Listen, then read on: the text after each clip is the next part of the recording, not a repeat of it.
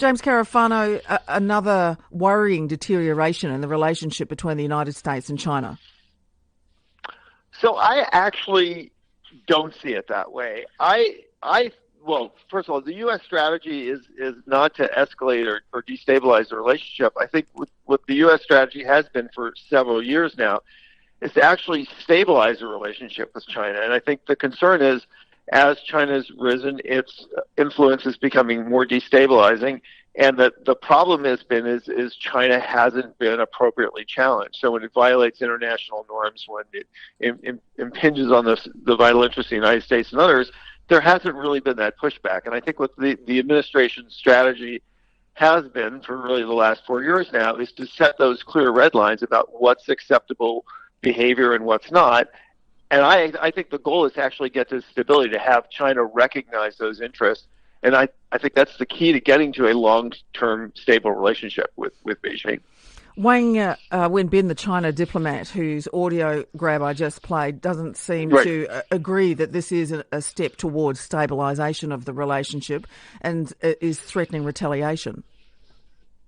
Yeah, so the claim that this is just politics in the U.S., I think there's a number of arguments that run counter to that. First of all, this is a strategy that the United States has been on for 4 years, so this isn't something that really just popped up overnight. The second thing I would say is, look, Chinese policies have gotten a lot more overtly aggressive in the last 2 years, so there's something for the U.S. legitimately to respond to. And the third thing is, look, pushing back on China, there's wide bipartisan support from Democrats and Republicans in the United States. So this isn't just a thing that the president invented. The political spectrum in Washington is quite skeptical about China. And of course, the final one is look, Americans don't vote on foreign policy. So if the administration would be wasting its time talking about China, if they thought that would get them elected, when Americans largely vote on domestic issues, and quite honestly, that's what we're seeing here. That's where the focus of the electorate is. Why the focus on the consulate in Houston? What exactly has been happening there?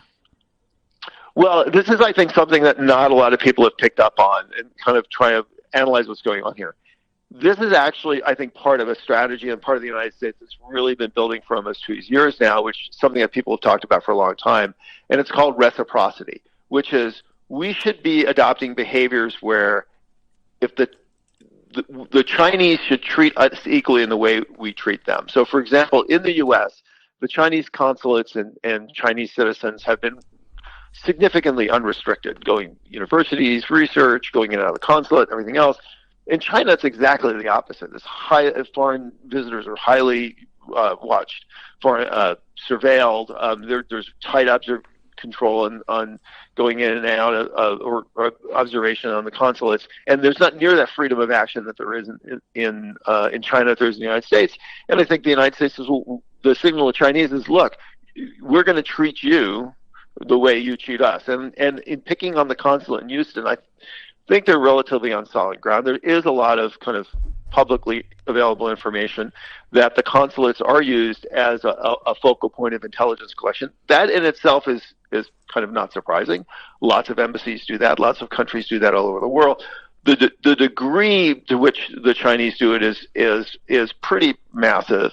And in contrast, if there were intelligence activities out of U.S. consulates, there's no way that they would have the access and the freedom to operate the way the Chinese did. So the intelligence value of a consulate for a foreign country in China is not near the value of a Chinese consulate in a free and open society and what they can accomplish.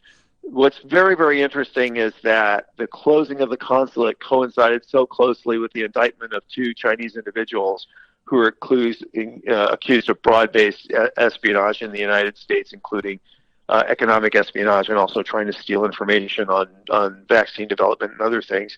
I think that the U.S. action was clearly intended to show that there was a link between those two.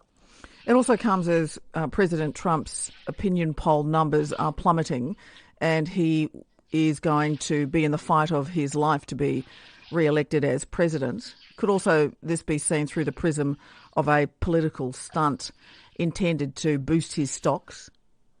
Yeah, it's not likely, because if you look at at polling, Americans are voting on domestic issues. They're not voting on foreign policy issues. Both Democrats and Republicans are concerned about China, but typically, like many voters in most countries and free societies, on foreign policy is the leader, the guy I believe in. I think he'll do a good deal on that issue. So if you ask Democrats who's the best, who's going to be tough on China, they'll say their candidate, and if you ask Republicans, they'll say their candidate, and that's not likely to move. And both parties are tough on China, so it's not the kind of issue that's really going to bring voters to the polls. So to call it politics is just kind of vacuously a simple explanation. The other thing is it's completely consistent with U.S. policy towards China the last 4 years to look at the friction points in the relationship and push back on the Chinese for doing that. So in many ways, the president's just not doing anything new here that he hasn't done in the past. Sure. There is a standard practice, though, in political classes of finding a foreign villain in the lead up to an election and focusing on that villain in order to appear to be the great protector of the domestic population. Well, that's often done in authoritarian societies where people don't really have a choice. It very rarely works in free societies. And again, we've got lots of history on this. In the Cold War, when Republicans and Democrats were both tough on the Soviets, this is not an issue that moves voters in the United States, and both political parties know that. I mean, so again, the timing of the election, all the facts on the ground run counter to the notion that this is political, other than just saying it's political because it happens to coincide with the election. I mean, that's the only evidence for that. Chinese officials have been seen burning papers in the courtyard. I understand firefighters were called to the consulate in Houston. Can you tell me any more about that and what the concerns were? I don't think that's surprising. Look, they had 3 days to vacate the compound. If any country was told close your consulate in 3 days, they're not going to be able to move all that stuff. You would, I think, burn documents. And I mean, who knows what those documents are? I mean, no country wants to let another country read their mail, so they would burn them before they left. So that particular activity, to me, doesn't strike me as something that's awesomely insightful, other than the fact that what else are they going to do with papers? They're not going to take them back to Beijing. I wonder what your reaction was to the Chinese Navy confronting Australian warships in the South China Sea just recently. Well, I mean, I think the developments in the South China Sea have really gotten quite interesting, particularly with the flip in the U.S. position where, the U.S. had remained kind of neutral on the territorial claims, and the United States has literally flipped its position now, and it's supporting all the territorial claims against China, in addition doing the freedom of operation activities. Look, I think one of the remarkable things we're seeing here is the amount of joint cooperation and interest of countries in the neighborhood that are really concerned about freedom of navigation and freedom of the seas. India, Japan, Australia, the U.S., increasingly upping their cooperation. And then I think the response to that on the part of China is predictable. I mean, this all comes in the context of we had different Chinese leaders with different views. I mean, the rise of China has always been a concern, but it's only Xi that's really adapted this policy of let's be overt and proud and strong and very muscular and punishing the people that get in our way. That's a new Chinese attitude. And there's been significant pushback on that the last 2 years. And Xi's response to that has been to kind of double down on being tough, whether it's challenging the Australians in the South China Seas or pushing back or threatening to punish the British for pushing Huawei, the telecom company, out of their country. And you look at it from Xi's perspective of what choice does he have? He said we need to have this bolder, more wolf warrior face. If he decides to back off from that, then he loses face. He loses confidence in his leadership. So I do think that the confrontations are going to continue. But on the other hand, if you look at I think of the strategies of both sides, there's enormous reasons why it's very, very difficult to escalate that very, very far. So I think, tough days, confrontational days are ahead.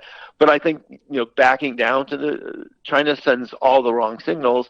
And I think in the end, what the two sides will find is ways to accommodate each other. And I think in the end, that's what we all want. We don't really care if China rises. We don't care if China does business. We don't care if China makes money. We'd like them treats our people decently and respect human rights. But what we do demand is that China respect freedom of the